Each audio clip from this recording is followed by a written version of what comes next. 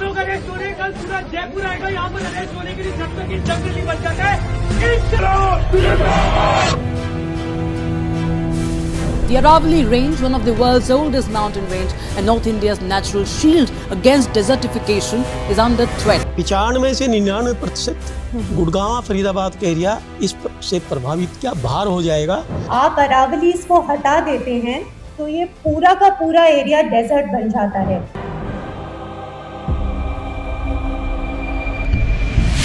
एक थी अरावली, सबसे प्राचीन, सबसे खूबसूरत और सबसे महत्वपूर्ण पर्वत श्रृंखला, जो गुजरात के दक्षिण से निकलकर राजस्थान और हरियाणा होते हुए तकरीबन 800 किलोमीटर का फासला तय करते हुए दिल्ली पहुंचती थी। इन 4 राज्यों में पर्यावरणीय संतुलन को बनाए रखती थी। उस वक्त पानी भी मिलता था और काफी हद तक शुद्ध हवा भी।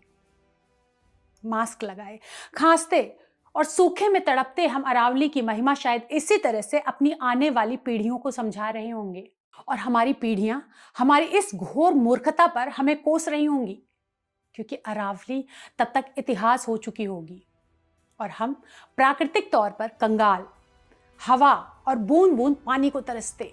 अरावली जो हर अशुद्धि के लिए हमारी ढाल बनती हैं, वाटर रिचार्ज करती हैं और मौसमी कहर से बचाए रखती हैं, वो खत्म हो जाएंगी। फरीदाबाद का वो पहाड़ी रास्ता, अगर हम दिल्ली एनसीआर की बात करें, वो जंगल, वो झरने, वो सब नष्ट हो जाएंगे और रह जाएगी धुएं और धूल से ढकी बिल्डिंग्स, बेबसी और लाचारी भरा जीवन। क्योंकि हमारे पहाड़ उस गणित में फेल हो गए जो केवल पूंजीपतियों के लिए बनाई गई है। जी हाँ, क्योंकि यहाँ की 95 से 99% पहाड़ियाँ 100 मीटर से नीची हैं। ये हम नहीं, विशेषज्ञ कह रहे हैं। तो सबसे पहले तो ये बताइए कि सर, अगर अरावली के 100 मीटर हाइट की पहाड़ी को अनदेखा किया जा रहा है, तो गुड़गांव, फरीदाबाद या एनसीआर का कितना एरिया प्रभावित होगा? छोटा सवाल बाकी विवरण बताने से लगभग 95 से 99% गुड़गांव फरीदाबाद का एरिया इस से प्रभावित क्या बाहर हो जाएगा। और ये निर्णय जो माइनिंग के लिए दिया है, लेकिन कल कॉलोनाइजर भी आएंगे, कल फार्म हाउस वाले आएंगे और लगभग सारा अरावली गुड़गांव फरीदाबाद का खत्म हो जाएगा। जो कि सुप्रीम कोर्ट 1995 से इतने निर्णय दिए हैं कि भाई अरावली को बचाना है और दिल्ली एनसीआर के लिए ये सुरक्षा कवच है। और उस सुरक्षा कवच को जो 30 साल के सुप्रीम कोर्ट के निर्णय थे, उनको एक निर्णय ने लगभग ध्वस्त कर दिया है। सोचिए कितनी भयावह स्थिति होगी जब राजस्थान के थार डेजर्ट से आने वाली रेतीली हवाएं शहर की रगों को जाम कर देंगी। 80% of the Aravallis are in Rajasthan. Out of 41 districts, 27 districts में है। 65% districts of Rajasthan में Aravallis का presence है। Then 7 districts in Haryana and it goes till Delhi. You remove the Aravalli range, जो left side, Aravalli range के left side पे Thar desert है। So the Aravalli range stands as a wall between the Thar desert and the rest of northwest India. आप अरावलीज को हटा देते हैं तो ये पूरा का पूरा एरिया डेजर्ट बन जाता है। उसका क्या मतलब है? आपका food security, water security directly threatened, directly. अगर हम सिर्फ दिल्ली एनसीआर की बात करते हैं तो हर साल जमीन में प्रति हेक्टेयर मिलियंस लीटर पानी को रिचार्ज करने की क्षमता होती है इस हमारी अरावली में। कितनी दुख की बात है कि अरावली सरकार को वो सोने की मुर्गी लग रही है जिसको एक बार में काट कर लोग अपनी पॉकेट्स तो भर लेंगे, लेकिन अपनी ही पीढ़ियों के जिंदगी जीने के अधिकार को छीन लेंगे। हमेशा से ही सरकार इसे लेकर कोई ना कोई उपाय सोचती रही है कि कैसे प्राकृतिक संपदा की श्रेणी से निकालकर अरावली को और यहाँ तक किसी भी संपत्ति को पूंजीपतियों की झोली में डाल दिया जाए। हैरानी की बात है कि सरकार प्रकृति को पूंजीपतियों के हवाले करने को इस कदर आतुर है कि अपने ही फैसले पर उसे सवालों से भी डर नहीं लग रहा है।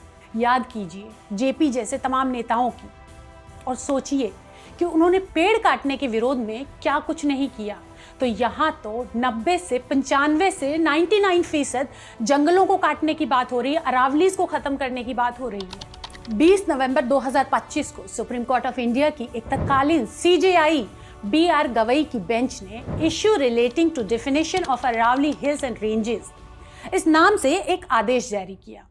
इस आदेश के जरिए अरावली की नई परिभाषा तय कर दी गई, महता नहीं बल्कि कद के आधार पर। कोर्ट ने सेंट्रल एम्पावर्ड कमेटी की उस परिभाषा को मान लिया जिसके मुताबिक 100 मीटर से कम ऊंचाई वाले पहाड़ अब अरावली माने ही नहीं जाएंगे। मतलब साफ है कि अगर 99 मीटर्स भी है तो उसे खत्म कर दिया जाएगा और 1 मीटर वाला पहाड़ जीत जाएगा। 1 मीटर से चूंकि इन पहाड़ियों का दर्द समझिए और यहाँ आसपास रहने वाले लोगों की बेबसी, उनकी पीड़ा, उनका भय।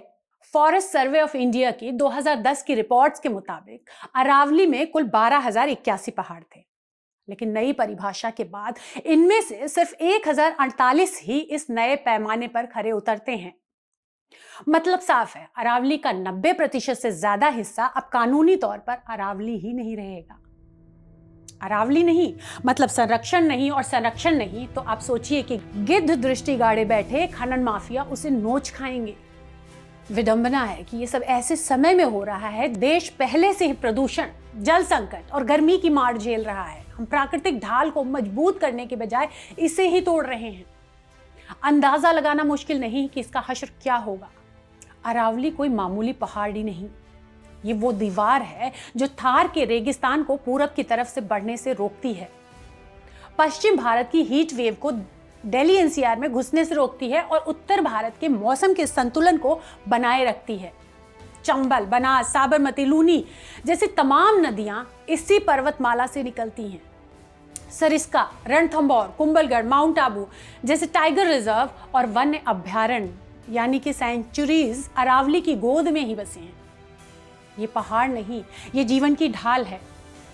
ये सोचिए कि हम किसी हिल स्टेशन पे जाते हैं, फॉर दैट मैटर हम राजस्थान चले गए या फरीदाबाद की बॉर्डर पे की बात करते हैं, जो 5 स्टार प्रॉपर्टीज़ हैं वो हिल व्यू, माउंटेन व्यू और लेक व्यू जैसी अपनी यूएसपी दिखा के ग्राहकों को आकर्षित करती है और लोग वहाँ जाना पसंद करते हैं। लेकिन जो स्थितियाँ बन रही हैं उसमें भविष्य में क्या होगा इसका अंदाज़ा लगाना मुश्किल नहीं है। अरावली में खनन सरकारों के लिए कमाई का बड़ा जरिया भी है। अगर सिर्फ राजस्थान की बात की जाए तो सरकार खनन लीज और रॉयल्टी से हर साल तकरीबन 5,000 करोड़ रुपए कमाती है।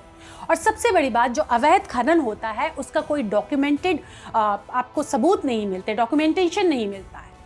हालात ये है कि एक ही दिन सरकार एक जमीन को संरक्षित वन घोषित करती है और उसी जमीन पर खनन के लिए नीलामी भी करवा देती है। ऐसे में सवाल उठता है कि ये लापरवाही है या जानबूझकर किया गया अपराध। सुप्रीम कोर्ट के फैसले ने पर्यावरण मंत्रालय को यह निर्देश भी दिया गया है कि अरावली में सस्टेनेबल माइनिंग का रोड मैप तैयार किया जाए। जरा इसको समझते हैं। अब तक जो खनन अवैध तरीके से चोरी छुपे होता था अब वो खुले में होगा और सरकार की आंखों के नीचे, सरकार उसके साथ होगी। सोचिए इसका फायदा किसे मिलेगा। अगर अरावली हारी तो ये केवल प्रकृति की नहीं होगी, ये हार जिंदगी की होगी। तो सवाल ये है कि क्या हम इसे ऐसे ही हारने देंगे, बिना लड़े, बिना कोशिश किए, या फिर बचाएंगे अपनी प्रकृति को, अपने अधिकारों को? सवाल मैं आप पे छोड़ती हूँ।